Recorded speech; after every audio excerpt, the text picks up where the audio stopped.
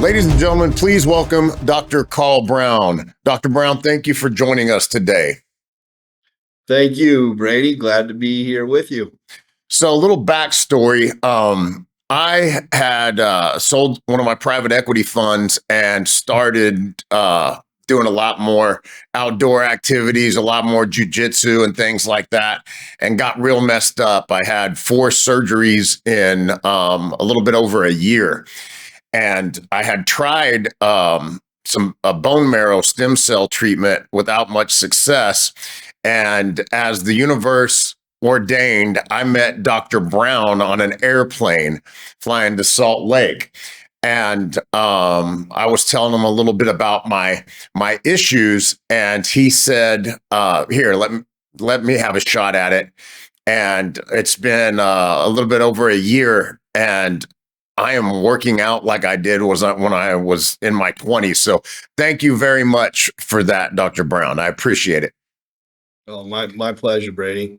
So a little background. So how long have you been utilizing stem cells in patients?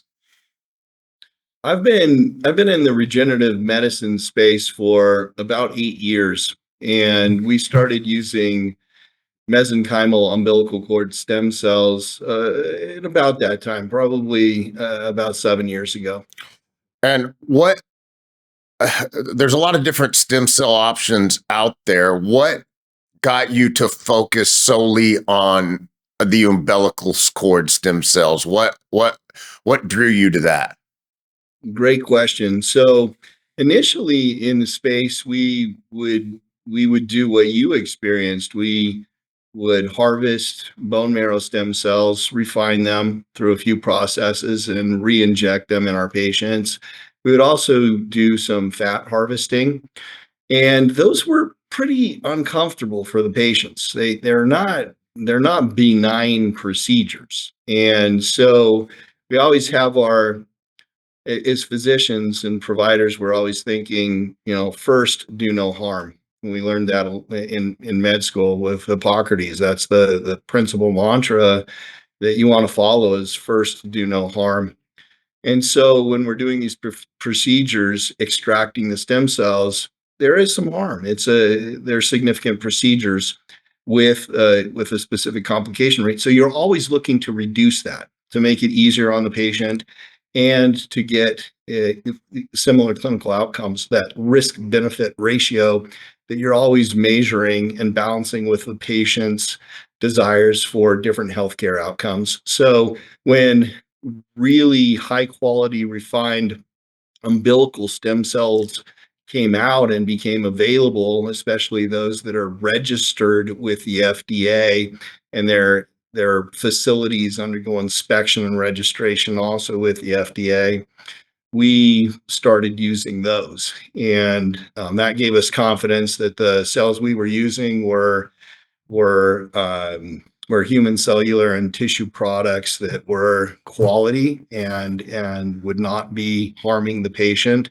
And then they could avoid undergoing the bone marrow extraction and or the fat extraction procedures that we had to do. So it's safer, and the research also showed similar clinical outcomes when using umbilical cord tissue, the Wharton's jelly tissue that has stem cells in it versus the fat and bone marrow extracted stem cells. So it's just a better patient balance with similar outcomes. When you started treating patients with the umbilical stem cells, did you notice a difference in patient outcome? Was there one of those first patients that you decided, okay, this is the way that I want to go? Yeah, actually, and it was a neuropathy patient. And so when you think about what like how stem cells actually function, when we extract them from bone marrow, those are pluripotent stem cells. They can do a lot of things. They can differentiate into most of the cell types. Fat derived stem cells or adipose derived stem cells can't really do that.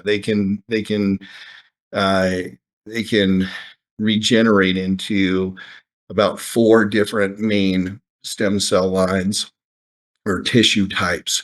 And so When we used the bone marrow, we could put them in feet or other areas that had neuropathy, and they worked pretty well. But then when we got umbilical cord Wharton's jelly, which again is known to have stem cells in it, mesenchymal stem cells, the patients seem to respond, number one, faster, and number two, with a better improvement in their neuropathy scores. And just seeing that result was quite remarkable. And, I happen to be an epidemiologist, and we weren't really doing a true epidemiologic survey. So I'm just always counting things in the back of my mind, as any good epidemiologist or clinician would do. So I don't have exact figures on that, but clinically, I did notice that my patients were responding much quicker and to a higher level. And that, again, that was documented in their medical records, but never, I can't quote you specific numbers on the percent improvement with one treatment type versus the other.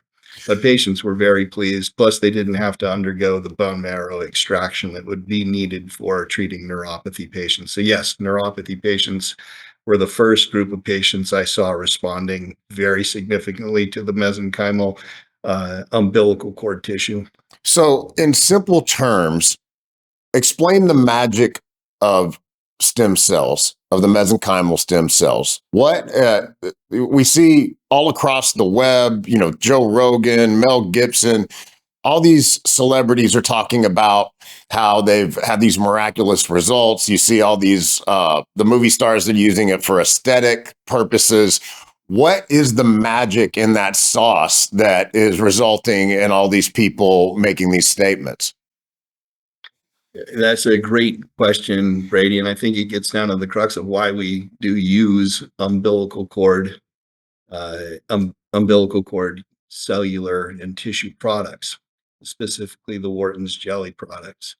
And that is because they do contain stem cells, but they contain many other things. They contain growth factors, they contain structural and supporting tissue components like hyaluronic acid, different types of cartilage, chondroitin, sulfate, etc. There's a lot of growth factors, chemokines, cytokines, they're all in there. So when you do use this type of a product from the Wharton's jelly from an umbilical cord, you're getting all of that. And not just stem cells, like mostly what you would get with refined bone marrow when you're extracting those stem cells. And I wouldn't use fat for much anymore, not when you could do bone marrow safely, which a lot of doctors do, and they do it very well. The umbilical cord again has those other constituents in it that generate a well-rounded immune response. So when you're trying to heal tissue, you're not just looking for stem cells to differentiate into the injured cell types. So let's think about a nerve. You have the cells that line the nerve that enable and encourage that high velocity conduction. When they're broken down or unhealthy, that is decreased significantly, and you have a much attenuated nerve response. And that's what leads to numbness and tingling and aching and pain in the feet. And also that numbness then predisposes to other injury that can occur. So when you put just stem cells along there, the stem cells can differentiate into some of the tissue types that are injured there. However, when you use Wharton's jelly that has all those other constituents, you not only can create cellular differentiation, which is really not what Wharton's jelly does. Wharton's jelly stimulates your own cells to repair the damaged area. So that would turn on your T cells to become regulatory T cells. It would turn on your macrophages to become regulatory macrophages. it will recruit fibroblasts, and you get a well-rounded healing immune response instead of a destructive immune response when you convert those immune cells into regenerating activities versus degradatory activities, such as like fighting an infection or trying to digest injured tissue. So that's what you get. So you can not only stimulate your own body's stem cells to regenerate the injured area, but also turn on the immune system to aid in the entire reconstructive activity of that injured or inflamed or ischemic area.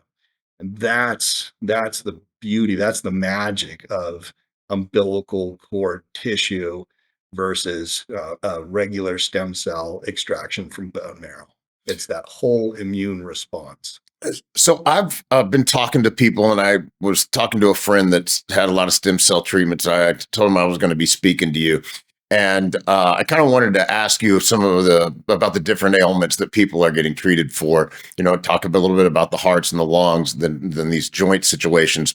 But I guess some doctors in our orthodox medicine, they got to be real careful when they recommend this to a patient. So a friend of mine had he had a stroke, and he had a couple heart attacks and open heart surgery, and had some pretty large insertions, large plaque buildup in his arteries.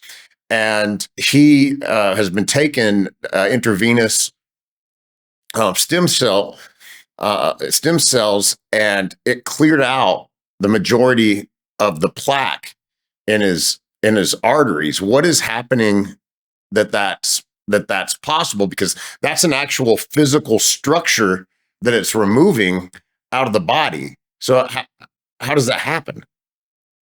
Yeah, so when we think about plaque development, plaques usually aren't what we would think about, just an acute event where we had a normal artery that got some blockage in it that then reduced blood flow to the point where our tissue was struggling to maintain viability. It's really not how atherosclerosis occurs. So what happens is you have some endothelial injury long time before the plaque um, ruptures and becomes a problem. And there becomes inflammation at the site. And you get foam cells and monometallo proteases all developing there, causing like an inflammatory immune response. And on that endothelial damage, you will get a plaque start to form, trying to resolve that endothelial damage. And then that continues to grow as we have high LDL content in our blood, and also as we have a high inflammatory state. So those plaques will continue to expand. Then, as we also have conditions like diabetes, and we're having high insulin levels initially in the process, like with type 2 diabetes, we're just stimulating the growth of those endothelial cells. And in inflamed conditions, they grow and grow and grow, narrowing the diameter of that blood vessel. And then when there's enough inflammation and enough narrowing of that vessel, any kind of plaque rupture is going to significantly reduce the remaining bit of that blood flow, usually less than 10%, most of the time around 5%. And that's going to cause that heart attack. So what do stem cells do? Remember, I mentioned that stem cells, especially those of the umbilical cord tissue, they, along with all the other products in that human cellular and tissue product, are going to find areas of inflammation and decrease that deconstructive inflammatory response and change it to an immune response that is healing in nature. So you would convert those cell types that are causing tissue destruction and generalized harmful inflammation into healing activities. And so you'll be healing those plaques. And when we inject IV, well, let me just stop there, and we'll get to other portions of the question.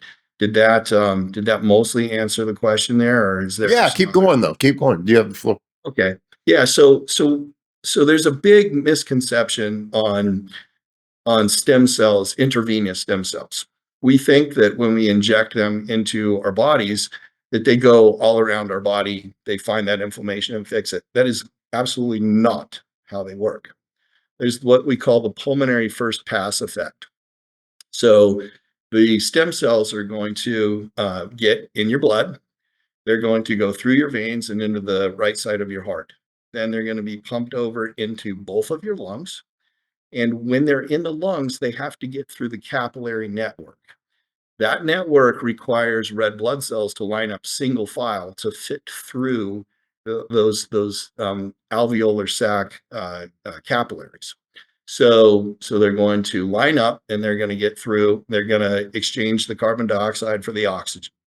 That's what they do in the lungs. Now, when we put in bigger cells, like stem cells, they're roughly 3 times the size of a red blood cell. They don't fit through those capillary networks and they get stuck in the lungs. So there have been quite a few studies, arterial studies, where they stick a monitor in an artery and they monitor how many stem cells come through when you give a venous injection of stem cells. It's It's like the ba- toll lane. yeah, it's less than 1%, usually much less. And so you're not really getting stem cells to the rest of the body. They're getting stuck in the lungs. And that's fine because they're going to heal up your lungs. And that's a beautiful thing. However, that's not the end of the story. Two things happen there. The ones that get stuck, the 99+%, they're going to try to migrate. So they're going to live for anywhere between 48 hours and 72 hours in your body. So they will begin to migrate through the lymph channels and they'll migrate out of the tissue or out of those capillary networks and into other tertiary arterioles or a little bit bigger arteries and veins, and then they will move around through those arteries and veins. But that takes a couple days to do. Then many of them will get in the lymph system and will end up in what we call the reticuloendothelial system. And we'll find them in the liver, we'll find them in the spleen, we'll find them in the mesentery. And there is question as to whether or not these are viable active cells, but that really doesn't change their healing properties, whether they are active viable cells at that point. Now, again, those cells that were translocating through the lungs and moving through the body, they've already done that. They found areas to heal in the heart, in the kidneys, again, the lungs, obviously, in the intestines, and that's why we use them to treat things like Crohn's disease, and other inflammatory uh, intra-abdominal conditions, and even with kidney disease, etc. But those cells then, when they die, it's not all over. Those cells, those umbilical cord mesenchymal stem cells, will be ingested by a macrophage because we don't just build up dead cells in our bodies. Those all of our cells that are dying get recycled in one form or another. So a macrophage will come along, it will find that dead stem cell, that dead umbilical cord stem cell, and it will phagocytize it. So it will begin to surround it and digest it. But when it does, somehow that the power of that umbilical cord stem cell is asserted on that macrophage, and it converts the macrophage into a regulatory macrophage, which then has the capability to interact with the immune system again in those constructive ways. So if you're thinking about your heart, that regulatory macrophage now has the ability to move through the system, through the lymph channels, and to find areas of inflammation and to interact with the T cells and the B cells to enable them to heal a plaque rather than to worsen the inflammation and cause it to rupture. So you're seeing stabilization of plaques, decrease of that inflammation that leads to plaque rupture, and healing of the heart with coronary artery disease or with other inflammatory So, states. so the cell recognizes when it's in the presence of some type of damaged tissue, some area needs to be healed, and then it signals or somehow communicates with the rest of this system to cause a cascade effect into healing the area and then to processing out the damage.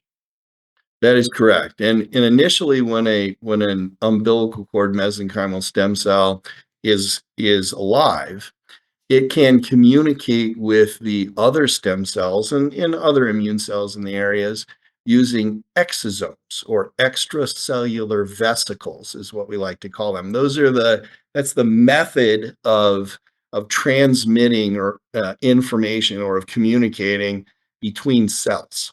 So these cells being, they can differentiate into any cell, but again, that's really not what they do. They communicate with other stem cells and they will sense when there is tissue injury because of that cell to cell communication. And they will follow the chemical gradient called the chemokines, which attract them to the area of injury. And they communicate with those injured cells, and the injured cells will tell them, hey, I'm injured, I got a problem. And then the umbilical cord stem cells will say, hey, we need to turn on all the repair mechanisms in this area. I'm going to do that. And then that umbilical cord stem cell then initiates the entire healing pathway for that area. It can trigger stem cell growth. It can trigger those T and B cells to create a healing response. There's essentially no limit to what it can do. And really, we call these cells pericytes, PERI, because they live in the perivascular space around the blood vessels in the umbilical cord. And their job is to sense the chemokines and cytokines coming through that vessel and to make sure that the proper growth responses are occurring in the fetus as it's developing. So these pericytes, these umbilical cord mesenchymal stem cells, have the ability to communicate with cells to create and generate a healing or growth response. It's what they do in the baby, and that's what they do in patients when we put them in a patient. And you asked me what conditions do we use these in? We generally use them for patients with inflammatory responses or conditions, degradatory conditions. So So you you're could talking, say, so the first one, like the former being autoimmune issues, like a rheumatoid arthritis person, a lupus person. yeah, Degradatory would be like someone with osteoarthritis or some type of tendon wear and tear, yes, something. Okay, along those yeah. lines. Do you see? Well, of the people that come to you, what is the most common type of patient that you see? I might be wrong, but is it the guys just with joint problems or? We do a lot of joints, yeah. And the reason why is that in a joint with breakdown in the cartilage is not only it's not only a breakdown in cartilage, but it is a completely inflamed area because of the stress and wear and tear on that exposed bone. And so you've got a lot of tissue inflammation that's going on in that area, again, due to the grinding nature of that joint with exposed bone, due to those cartilage deficits. So yeah, we treat those folks. We also treat people, as you said, with tendinopathies, tendonitis, tendon tears, ligament tears. I should say not so much ligament tears. We usually like to refer those to an orthopedic surgeon for repair. But muscle tears, yes, absolutely, when they are not surgically repairable. And also those autoimmune conditions we were talking about, Crohn's disease, ulcerative colitis, rheumatoid arthritis, lupus, not so much MS. We can help treat the symptoms of MS. And again, and I should clarify, we're using these cells not to cure any disease. That is in these tissue products. We're not trying to cure disease. If any doctor with treating with human cellular and tissue products, i.e., what people call stem cells, if anybody's trying to sell you that, I've got a bridge in Arizona that I would love to sell you. That is where the London Bridge is. Well, It's kind of I get you. I get you. I think Well, what was happening with my rotator cuff is I had surgery on my rotator cuff, and the surgery didn't take, and so there Yeah. was still a 1+ centimeter tear, but it wasn't retracted, and so the surgeon wanted to go back in, and that's when I met you, and then 9 months later, when I go and get the subsequent MRI after getting stem cells, that tear is gone. Yeah. And so that kept me from having surgery. But I guess there's some cases if it's retracted, if you can't get those two to meet, then you go ahead and get the surgery, then maybe get stem cells after. But for people like me, I think it's very similar to what Joe Rogan had. He had a pretty big tear in his spinatus, and I think it was a full length tear, but it was unretracted, and his also healed as well. Yeah, we see a lot of patients for rotator cuff tears. In fact, that's my own story. I had three of the five muscles got ripped in my right shoulder, and years later ended up getting treated with stem cells. I didn't get the surgery. I did want the surgery though. I can't say that I didn't want it. I just didn't have time off to have my arm, in the sling. But we do stem cells and human umbilical cord cellular and tissue products do have the ability to help muscles heal. Definitely. Now, in a case where you have muscles separated, would I tell you that it would definitely work? No, and in fact, I never say they'll definitely work. Like with any type of surgical procedure or medical procedure, there's not a definite result guaranteed to anything. And I do love surgeons. They are incredible in their ability to help us heal and fix parts of our body that are injured. However, some people aren't surgical candidates. Other people don't want to take the risk. They don't like the risk benefit profile. Other people don't have time off like me. I didn't have the time off to take. And so when some of those other issues make it more conducive to undergo a an alternative therapy, a patient can consider, amongst many other alternative therapies, human cellular and tissue products, again, otherwise known and commonly referred to as stem cells. So in those settings, like with your shoulder, yes, I mean the stem cells or the Wharton's jelly from the umbilical cord did very much so contribute to your healing. However, Brady, I know you a little bit, and I know that you eat very well, you exercise, you do your physical therapy. With patients who can do those things, that makes the healing process so much more probable to occur than a patient who doesn't eat right, they don't have proper nutrition, they don't get good sleep, they don't do their physical therapy.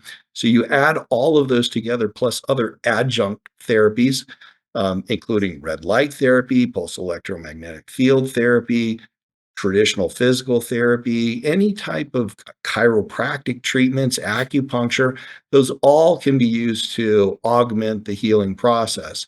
Human cellular and tissue products, i.e., umbilical cord Wharton's jelly with stem cells, is definitely an option, a healing option to consider when you're trying to heal from either an injury or an inflammatory state like Crohn's disease. So, but if you're a drunk guy that eats lots of Burger King, and you got an average blood alcohol level at like zero point 0.3 or something, you're probably not a good candidate for many procedures, anyways. Yeah, not for many medical procedures. We'd want you to stop that degradatory or deleterious behavior. So, but about on the autoimmune stuff, you get people that have had like post Lyme's disease syndrome, which is like it's in the news a lot. People they got bit by a tick at some point, and then they have gotten treated, and they might be testing negative, but they still have symptoms. So, I guess it's similar in all the autoimmune situations or whatever the stem cells are doing, correct? But how does it help these people? Yeah, so two things. Well, I guess three things. First of all, when we treat people with these types of products, number one, we're not trying to cure anything. We're trying to help with the symptoms and reduce pain, improve range of motion, decrease inflammation, those things. We are definitely never saying that umbilical cord, human cellular and tissue products are going to heal anything. We do believe that, or we know that they can improve those inflammatory conditions, and help resolve pain, and improve range of motion and function. So secondly, and so that's what we're doing. We're trying to assist with those symptoms. Secondly, there's a lot of patients who feel strongly about things. As an internal medicine physician, I would have patients come in and tell me, I want parasitic drugs because I know I have parasites. And you couldn't talk them out of the fact that they didn't have parasites all through their bodies, and did test negative for everything. They were convinced that they would have parasites, and then they would get their anti-parasitic drugs. Not for me. They usually get them off the internet, or they'd go to veterinary clinics and buy ivermectin and things like that. But we're trying to help people in safe ways to deal with their symptoms. So if a patient who's certain that their symptoms are coming from something, and they are determined to get stem cells, in other words, umbilical cord tissue treatments, then I would much rather, as long as there are no contraindications, I would much rather have them get it from me in a safe place here in America, rather than going anywhere else outside of America. I would rather have them getting FDA registered products that are ISO made in an ISO certified facility with a very high standard of cleanliness, following all the regulations under the CLIA Act to keep people 100% safe from infectious diseases. Well, I shouldn't say 100%, because there's always a small percent of error in there, a small chance of contracting something, even because the tests are negative. But that said, following all the rules and regulations from the FDA, from the CLIA Act, from the Centers for Medicare and Medicaid Services, et cetera. So we follow all those. And if a patient is determined to get those cells, even for something that they might not have, because of symptoms, and all their tests are negative, I would much rather be the treating physician offering them services in a safe place, in a safe way, with safe follow-up, and to make sure that they have mitigated all the risks that they otherwise would likely have to assume when they're going to places that don't follow those high levels of standards that we do through all of our regulatory You compliance. mean it's like the lost and found in the Border Town song? You don't trust the verification of a Panamanian lab? Well, I'm not trying to knock anyone in any other country, because there are some geniuses that work out of these places. There definitely are. It's just they don't have to follow the regulations. Now, they might have their own personal superior regulations. I just don't know that they do. And here in America, we definitely have to comply with regulatory statutes from the FDA, from CMS, from, again, that CLIA Act, the Clinical Laboratory Improvement Amendments Act, that Congress passed in the late 80s. So we follow all of those, and all of our partners are actually, all their products are FDA registered. So, and if it's okay, Brady, am I allowed to mention a couple of those, Yeah. or? Okay, so we love to use VD Labs, VITTI Labs. And for your listeners, if they go to www.vdlabs.com, you can see their products, you can see their certifications on their landing page. You can go to their studies and see that they're currently in phase 3 clinical trials for treating COVID. Infertility is just about to go into phase 3. Pulmonary fibrosis from long COVID is going into phase 3. They're treating Crohn's disease, macular degeneration, glaucoma, autism. So all of these trials are actually underway with stem cells through proper IRB channels. And many universities are involved in these studies, in stem cell studies, all the way from Hopkins to Mass General to Cedars-Sinai, Cleveland Clinic, Mayo Clinic. There's so many big institutions that are using stem cells and or umbilical cord human cellular and tissue products to treat patients and to help mitigate the symptomatology from their disease processes. Again, many of those I just mentioned, and some of them can be deadly, like pulmonary fibrosis. So having a really good treatment for pulmonary fibrosis is a dream come true for us internal medicine doctors and Is pulmonologists. that like so? When a person has cystic fibrosis, is that a form of pulmonary fibrosis? It is not. Cystic fibrosis is a different type process, but it definitely causes fluid to build up in the lungs. It causes a massive inflammatory state in the lungs. I don't know of any studies going on right now with cystic fibrosis, but pulmonary hypertension, COPD, pulmonary fibrosis, yeah, all of those are being. Let me ask you a question. Do you have in all the patients you treated, do you see some that in your mind that have just stood out as far as their recovery? Could you give me a Yeah, couple stories of people that you remember that would fall into that category? yeah, I have a few patients that have asked me to help them with their Parkinson's symptoms. Again, we're not curing Parkinson's disease here. No one's claiming that, but treating the symptoms. And so I have one patient that responded so quickly and so effectively that her tremors went away, her masked facies went away, the voice modulation went away, her difficulties with gait went away. I mean, and she is very highly functional at this point. And she was a highly functional person in her mid 60s until those symptoms started in. And she followed the traditional working with neurologists, and she still does. We ask her to continue to do that. But in fact, we ask all our doctors, all our patients to continue to follow with their physicians. It's important to have a very close relationship with the specialists and primary care providers for our patients.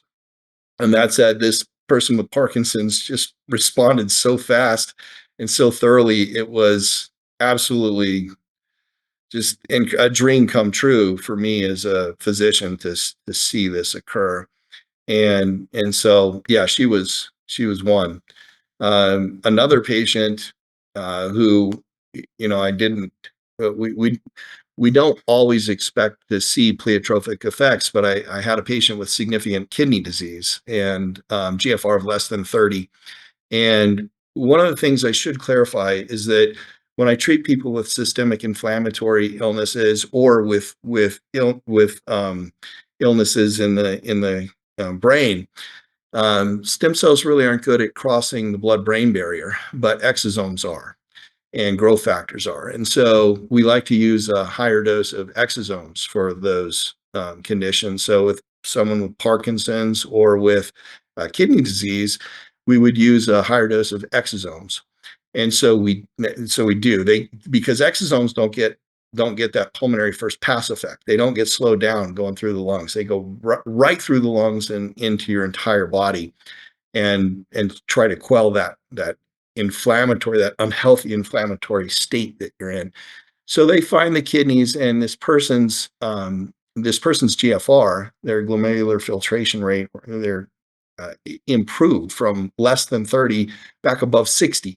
And that's huge for docs that for those of you that Because know what below 60 is kidney disease, right? yeah, below 90, and even any kind of leaking of protein is really, beginning of kidney disease. But once you get below 60, you got to take you need to start adjusting things to make sure you preserve that kidney function, and you might even start working with a nephrologist on that. And so this patient's kidneys, and they didn't really change anything else in the meantime. They just got their IV therapy, and that's what occurred, and that was remarkable. We loved to see that. We've had a couple other patients with osteoporosis, and osteopenia. That's just a difference in that T and Z scores as we look at that definition of, being less than the minus 2.5. So we've had quite a few people. One in particular that I recall very specifically, she called me and said, "Hey, Dr. Brown, this is so cool.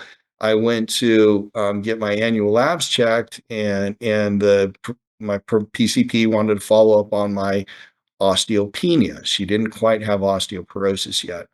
And the patient was being treated very well from their primary care practitioner, but they repeated the bone mineral density scan, and she didn't have osteopenia at all. Normal, absolutely stone cold normal bone density, which is huge when you're a female patient or elderly patient who is developing osteoporosis and then becoming at risk for pathologic hip fracture. And the incidence of the mortality and morbidity associated with hip fractures at advanced age is very significant. So if we use some exosomes and or some human umbilical cord tissue products, which may or may not have stem cells, and I just say that with per guidelines, but there are cells in there. And if we can improve that bone mineral density, we're keeping patients from undergoing, things like hip fractures that have a really high mortality rate associated with them at advanced age. So some of those effects we love. And then there's just the general conditions where we go out and we have somebody's elbow that's been, and there's one specific guy I'm thinking about. He's a competitive mountain bike racer, and he took a fall and developed a very large bursitis on his right elbow. And he'd been to the docs many occasions trying to get rid of this thing because it was really affecting him. And when I say large, I mean the size of bigger than a baseball, more like softball size. It's huge. And it just wasn't going away. I saw him 2 years after the initial injury, and it was still there. It's very affecting him significantly, and maybe it was the size of a tennis ball when I saw him. Just it wasn't going away. So we injected this thing with exosomes and Wharton's jelly, and within a few months, it had resolved to normal. Yeah. And, as a doc, I don't have to know I don't have to really know what exactly is going on inside that elbow, as long as it's not infectious, as long as it's not a hematoma. And I use an ultrasound on everything, so I can ultrasound it. I can see that it does look like a bursa debris collection at that point, but not infected or anything. So we treat that very safely with the ultrasound, and then it's just gone. And the cells know how to talk to the cells, and they know how to heal the problem. And as a doc, I just got to get the cells safely to the right place. And then I let the cells do all of their conversations, that intercellular communication, and creating the response, the healing response that was needed. So I mean, this guy's back to mountain bike racing. And that was an integral part of the happiness of this person's life that was kind of taken from him from just a stupid accident that developed this crazy bursitis that normally wouldn't have occurred, but it did. And then it hindered all of his racing, and now it doesn't. He's back on the bike and tearing it up again. So I love some of those stories. Yeah. So what's like the some of the ideal candidates? You talked about someone that's kind of leaning into the treatment already. You probably get people that just don't want surgery because they don't have the time or they've had bad experiences like me. But in your words, what's an ideal candidate? An ideal candidate, firstly, is somebody that hasn't gone too far. So let's think about just osteoarthritis of a knee or a hip. If you've gone into grade 4 osteoarthritis and your cartilage is just torn up and you have severe disease, you probably ought to see a surgeon for that.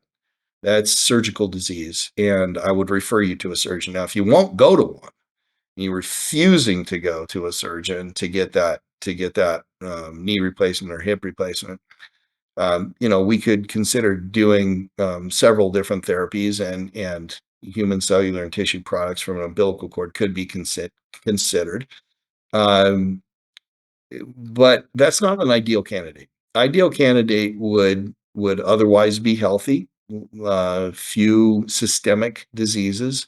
They would have a good nutritional status, and they would be a generally active person with moderate with mild to moderate disease. And if we can get to them early before they have severe disease, severe arthritis, then their probability of healing up with some of these alternative modalities versus surgery is higher. And most surgeons aren't going to want to operate when you have mild to moderate disease.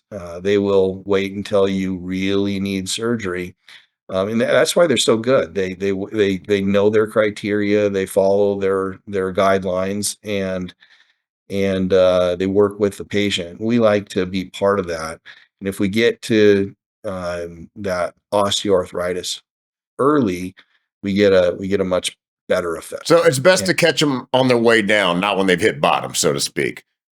great way to put it. Absolutely. Now, if you hit bottom and you've got no alternative, you're not a surgical candidate, you risk of surgery is too high, you just want to completely avoid it for one reason or another, then we can consider supporting that patient with these therapies. But that's less than optimal. So I was doing some research before we were going to have this interview, and I saw a lot of various new studies that are being conducted. And then I also saw that somewhere around 25% of China's treatment protocols are uh, are moving over to include stem cells in some form or fashion. And the CCP's perspective on it was to reduce healthcare costs, which is like completely an about face from what's happening here to reduce healthcare costs. But as I was reading all that, I was like, that would be a good question to ask Dr. Brown. Is what are you excited about? What type of research is coming out there that is getting you pumped up about the future of stem cell treatments? Yeah, that's a great question because I definitely am hyped about it. And everybody in America, everybody in the world can go to www.pubmed.gov. So PubMed, PUBMED.gov. That is the National Institute of Health's National Library of Medicine's website.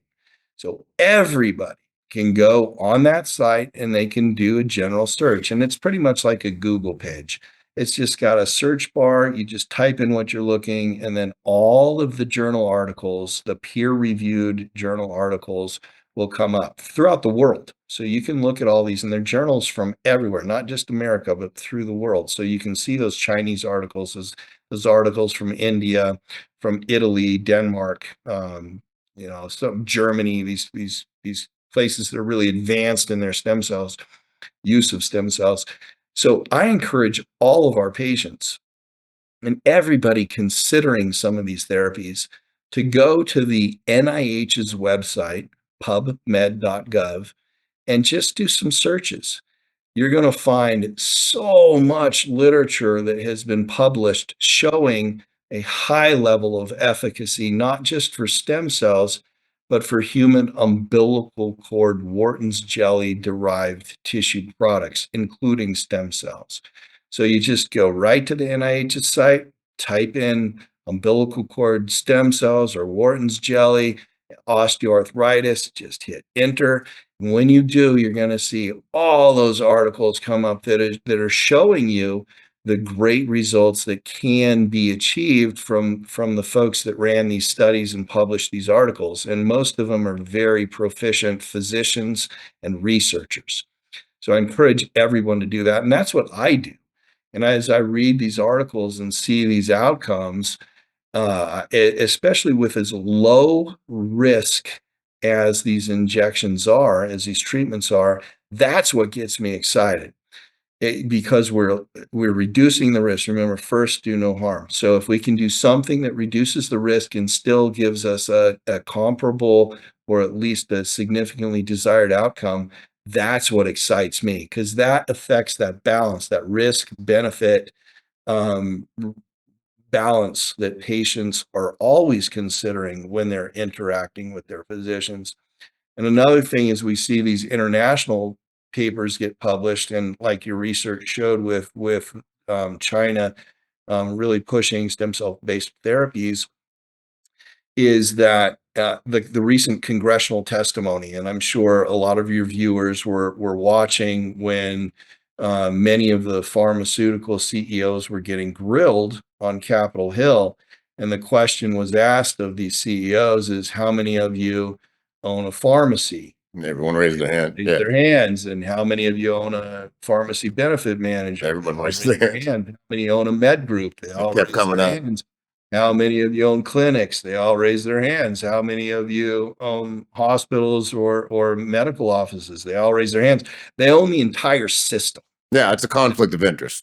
Yeah, they're not looking for ways in America to reduce healthcare costs, as you could see as they raise their hands, showing that they own the entire system of of your health. They would be doing a disservice to their shareholders. They are legally bound not to reduce those costs.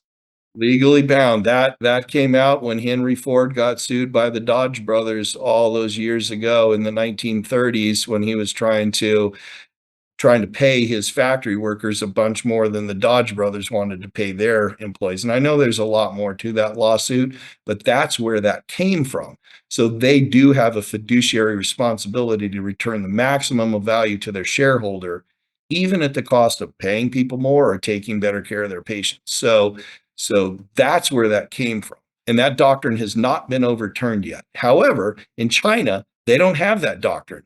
What they have is centralized healthcare, and they're trying to reduce costs. And the way you reduce costs is by delivering a better outcomes to risk reward balance for each patient. And that's why they're incorporating stem cell therapies in places like China. I'm not just saying China is the only place that does it. Germany does it.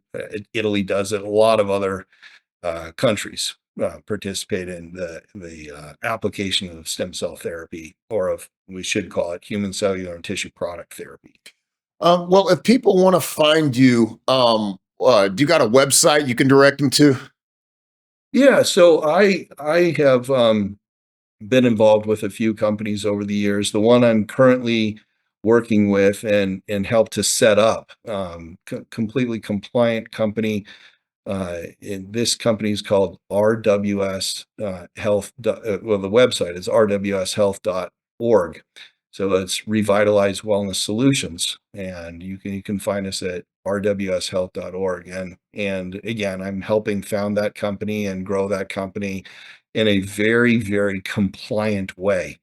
And we just want to make sure we're following every bit of advice that the federal government, state governments are giving us to deliver human cellular and tissue products and other therapies in ways that follow all consumer protection laws, and that are completely compliant with all the regulations that have come out from the various institutions that govern these type of activities. Excellent, man. Well, I've really enjoyed speaking to you, and I think we should do this again, maybe sometime later in the year, and we can ask some more questions, and we can get some from the audience, and we'll go and do this again. But it's always a pleasure, and I hope you have a wonderful day, Dr. Brown. Thank you for coming on.